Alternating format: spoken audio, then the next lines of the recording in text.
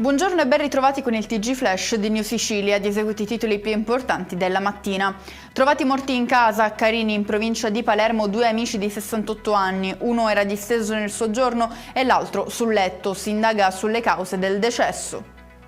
Rimaniamo sulla cronaca nera con la scoperta di un cadavere in una spiaggia di Milazzo, in provincia di Messina. L'allarme sarebbe stato lanciato questa mattina da un passante che avrebbe notato la presenza di un corpo senza vita, seminudo, con addosso una camicia. Apparterrebbe a un uomo sulla quarantina.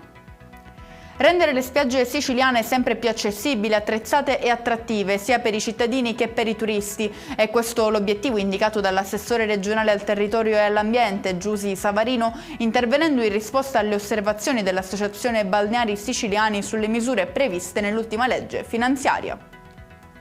La Regione siciliana accelera sull'attuazione del Fondo Sviluppo e Coesione 2021-2027 con una spesa effettiva che a un anno circa dall'avvio del programma ha già raggiunto quota 210,6 milioni di euro.